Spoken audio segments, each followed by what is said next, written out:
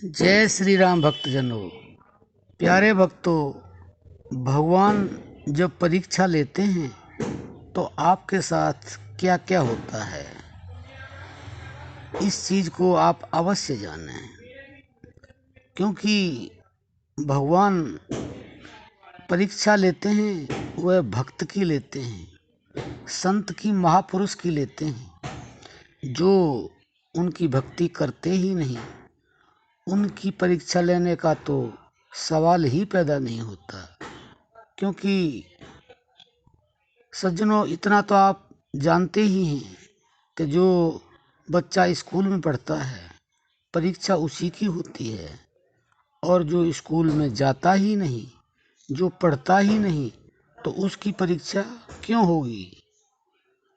तो भक्तों, यह जानना भी अनिवार्य है कि जब परीक्षा लेते हैं तो उनके साथ क्या क्या होता है। भक्तों, यह तो आप अवश्य समझ लें कि हर इंसान को अपने कर्मों का फल मिलता रहा है और मिलता रहेगा। क्योंकि संत तुलसीदास ने भी लिखा है, कर्म प्रधान विश्व रख राखा, जो जस करें सो तल फल चाखा। भक्तों, जो जैसा कर्म करता है उसको वैसा ही फल प्राप्त होता है। इस संसार में जो व्यक्ति जैसा करता है, चाहे वो सामाजिक हो, व्यवहारिक हो, चाहे आध्यात्मिक हो, उसे वैसा ही फल प्राप्त होता है। लेकिन भगवान हर किसी की परीक्षा नहीं लेते। जो स्कूल में विद्यार्थी होते हैं, प्रिंसिपल या टीचर केवल उनकी ही परीक्षा लेते हैं जो वहाँ जाते हैं और पढ़ते हैं। जो वहाँ जाते ही नहीं, उनकी परीक्षा लेने वो क्यों आएंगे या किसी को क्यों बुलाएंगे। तो भक्तों, इसका तो सवाल ही नहीं होता। जो भगवान की भक्ति करते हैं, वास्तव में भगवान अपने भक्त की परीक्षा लेते हैं। और परीक्षा क्यों लेते हैं? क्योंकि उन्होंने अगली कक्षा में भेजना है। जब परीक्षा लेंगे, परीक्षा में भक्त पास हो जाएगा तो उसको ऊंची क्लास का दर्जा दे देते हैं। ऐसे ही हमारे इस जगत में भी होता है। जो बच्चे पढ़ते हैं और पास हो जाते हैं, उनको अगली क्लास में दाखिला दे दिया जाता है। ऐसे ही पढ़ते पढ़ते जब तक बच्चा पढ़ता है उसकी परीक्षाएं होती रहती हैं, और जो पास हो जाता है वो आगे बढ़ जाता है, और जो परीक्षा में फेल हो जाता है वो जहाँ है वहीं रह जाता है। तो ऐसे ही भक्तों, हमारे भगवान भक्तों की परीक्षा लेते हैं। जो भक्त पास हो गया उसको ऊंची श्रेणी में भेज देते हैं। उसको अपनी जो शक्ति है, जिस शक्ति के वो लायक है, जिस पावर के लायक है, उसको वो पावर दे देते हैं। और जो फेल हो जाते हैं, जो परीक्षा में पास नहीं होते, उनको वहीं रहने देते हैं। तो भक्तों, हमारी जो परीक्षा होती है वह ज़्यादातर दुख सुख की, हानि लाभ की, या सम्मान अपमान की, तकरीबन ये परीक्षाएं होती हैं। तो भक्तों, श्री कृष्ण भी इस बात को कहते हैं कि जो सुख दुख में सम होगा, लाभ हानि में सम होगा, और सम्मान अपमान में सम होगा, वही मेरा पूर्ण भक्त होता है। तो भक्तों, दुख सुख का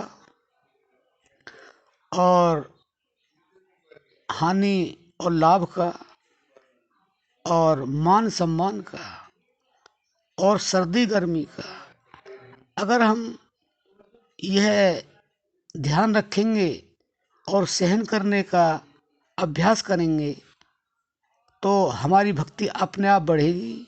हम भगवान की परीक्षा में कभी फेल नहीं हो पाएंगे।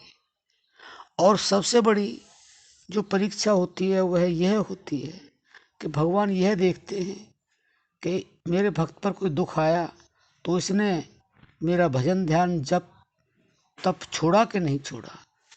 क्योंकि बहुत ज़्यादा लोग इस तरह के हैं, उन वो भजन ध्यान सुमरन करते हैं, लेकिन जरा सा दुख आया, हम तो इतना भजन ध्यान करते हैं, इतनी पूजा अर्चना करते हैं, भगवान ने हमें दुख दे दिया। लेकिन नहीं, भगवान नहीं, वो आपके अपने कर्म का है।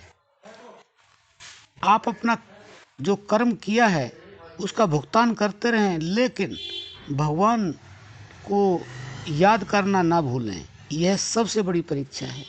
जो दुख में भी, हानि में भी, सर्दी गर्मी में और अपमान में उसकी भक्ति को नहीं छोड़ते हैं, उसके भजन ध्यान सुमरन को नहीं छोड़ते हैं, वह तो कभी फेल हो ही नहीं सकते।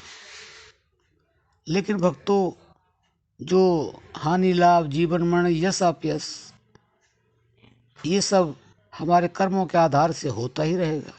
लेकिन भक्तों, एक चीज़ याद रखना, परीक्षा कितनी कठिन हो, लेकिन अगर आप इन सब चीज़ों में सम स्थिति बना करके रखेंगे तो आप कभी भगवान की परीक्षा में फेल हो नहीं सकते।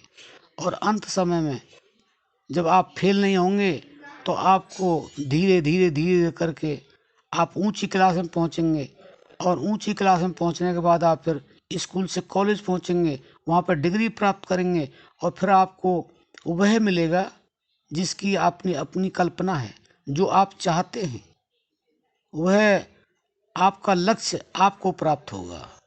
और हमारा जो लक्ष्य है वह परमात्मा की प्राप्ति है। इसलिए हमारे साथ जो जो होता है वह हम उसको समझें, वह क्यों होता है, हमारे कर्मों के अनुसार होता है।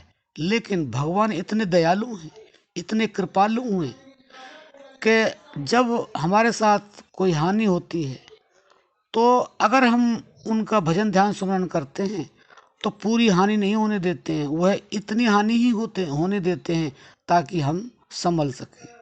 हम जब कहीं भी कोई वार्तालाप करते हैं तो वह हमें सम्मान की जगह अपमान होता है तो इतना अपमान नहीं होने देते हैं जितना हमारा होना चाहिए, जिससे हम विचलित हो जाएं। और भक्तों, इतना हमें दुख भी नहीं देते हैं ताकि हम उनकी परीक्षा में फेल हो जाएं।